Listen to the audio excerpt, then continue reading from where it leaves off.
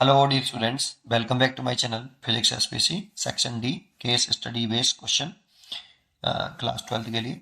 ये 2023-24 का sample paper है और क्वेश्चन नंबर 29 का ये पैराग्राफ आप रीड कर लीजिए पूरा।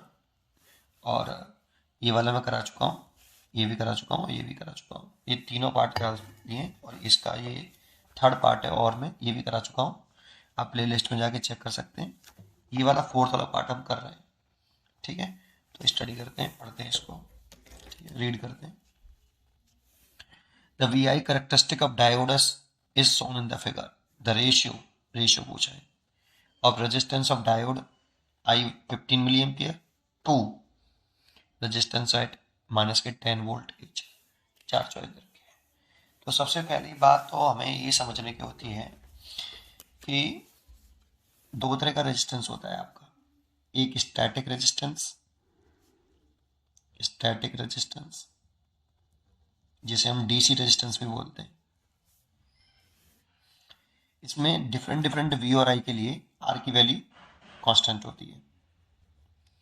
मतलब वी और आई की वैल्यू डिफरेंट है तो आर की वैल्यू फिर भी कांस्टेंट रहेगी। दैट मीन्स वी और आई का रेशियो कांस्टेंट रहेगा। इसमें ग्राफ जो आता है वी और आई का वो स्ट्रेट लाइन आता है। इसके इस वाले पॉइंट पर रेजिस्टेंस, इस वाले पॉइंट पर रेजिस्टेंस, इस वाले पॉइंट पर वी और आई की वैल्यू अलग अलग है, बट आर की जो वैल्यू होगी वो कांस्टेंट होगी, ठीक है। और इस वाले केस के लिए रेजिस्टेंस निकाला जाता है तो ये ऐसे लिख सकते हैं V अपॉन आई। ये स्टैटिक रेजिस्टेंस है बेटा। एक होता है डायनामिक रेजिस्टेंस, इसे हम AC रेजिस्टेंस भी बोलते हैं, नाम है उसका AC रेजिस्टेंस है। इसमें डिफरेंट वैल्यू के लिए V और I की वैल्यू के लिए R की वैल्यू कांस्टेंट नहीं रहती, R की वैल्यू वेरिएबल होती है। इसके बीच में ग्राफ जब निकालते हैं V और I का तो ये कांस्टेंट नहीं होता, मतलब R की वैल्यू कांस्टेंट नहीं होती, कब स्ट्रेट लाइन नहीं आएगा। इसकी हर एक पॉइंट पर R की वैल्यू डिफरेंट होगी। तो इस वाली सिचुएशन में हमें किसी पॉइंट पर, जैसे इस पॉइंट पर डायनामिक रेजिस्टेंस कैलकुलेट करना है तो एक हम इस जगह पर टेंजेंट ड्रॉ कर लेते हैं ऐसे। और इस वाले पॉइंट पर जो टेंजेंट ड्रॉ किया है इस पर एक बहुत छोटी सी स्टेप लेते हैं बेटा, वेरी स्मॉल, बहुत छोटी होती है। जैसे यहाँ पे आई लिखें और यहाँ लिखें वी, ऐसे छोटी सी स्टेप लें तो इस जगह पर ये V1 हो गया, ये V2 हो गया, और इस जगह पर ये स्टेप हो गई I1 और ये स्टेप हो गई ये वाली I2। तो ये जो वैल्यू होती है इसका स्लोप निकालते हैं बेटा।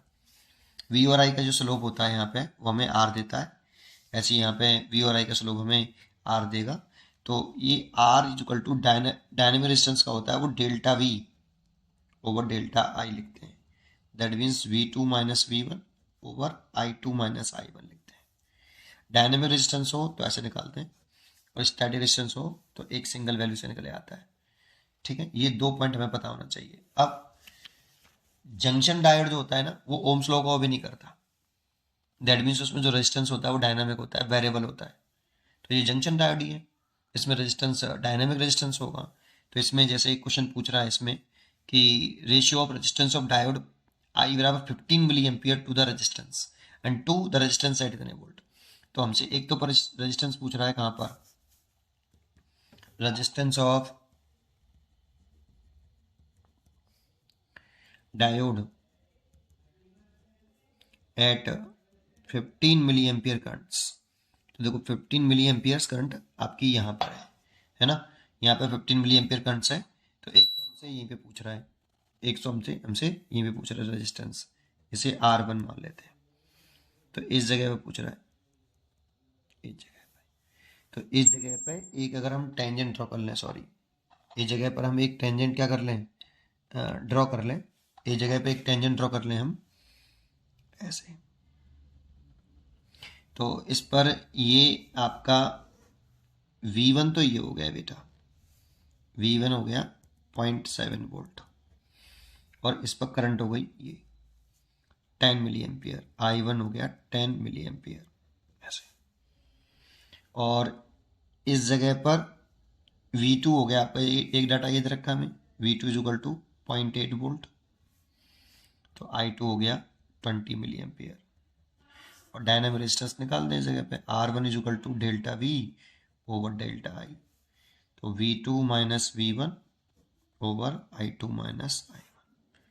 तो V2 की वैल्यू ले लो आप 0.8 माइनस 0.7 ओवर 20 इंटू 10 की पावर माइनस के 3 मिली एम्पियर्स में, माइनस 10 इंटू 10 की पावर माइनस के 3, इसे लिख सकते हैं 0.1, इसमें से सब्ट्रैक्ट करते हैं तो 10 और 10 की पावर माइनस के 3, तो 1/100 हो गया, ये पॉइंट उठा लिया, जीरो कर लिए, और 1000 ऊपर हो गया, ये इसको हम ऊपर ले गए, तो 2 जीरो से ये 2 जीरो कैंसिल हो गया, तो 10 ओम रेजिस्टेंस आया इस जगह पर, इस जगह पर।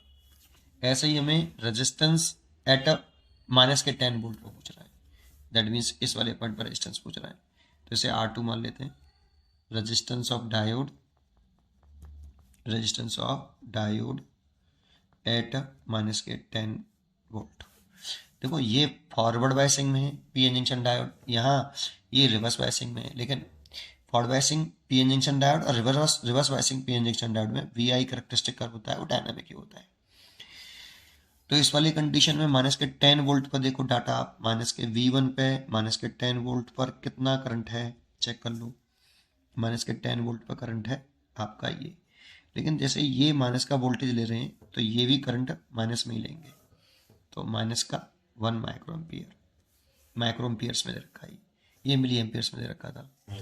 और V2 दूसरा डाटा ले लें, अब दूसरा डाटा कहाँ पे लें, तो यहाँ पे ले लेते हैं जीरो पे, तो जीरो, जब कोई दूसरा डाटा है ही नहीं हमारे पास तो दूसरा डाटा जीरो वाला कंडीशन कंसिडर कर लो, ठीक। अब रेजिस्टेंस निकाल लो, इसे R2 मान रखा है मैंने, delta V over delta I, तो V2 minus V1 over I2 minus I1, तो V2 तो जीरो है और आपका V1 माइनस के 10 है, तो माइनस माइनस प्लस 10 हो जाएगा, ओवर I2 तो जीरो है, ये माइनस का 1 माइक्रो है, इसीलिए 10 की पावर माइनस के 6। नेक्स्ट पेज पे करता हूँ, तो इसीलिए ये सॉल्व करें हम अगर यहाँ पे, तो R2 इज इक्वल टू जो आया ये प्लस के 10 हो गया, और ये 10 की पावर 6 ऊपर पहुँच गया, तो ये इतना रेजिस्टेंस आ गया देखो ओम। लेकिन हमसे रेजिस्टेंस का रेशियो पूछा है बेटा, R1 अपॉन R2 पूछा है, ये 10 आया था और ये 10 इंटू 10 की पावर 6 आया, इससे कट गया 10 की पावर माइनस के 6, इतना रेशियो हुआ। डी चॉइसेस भी करेक्ट है। पढ़ते रहिए और खुश रहिए। Thank you.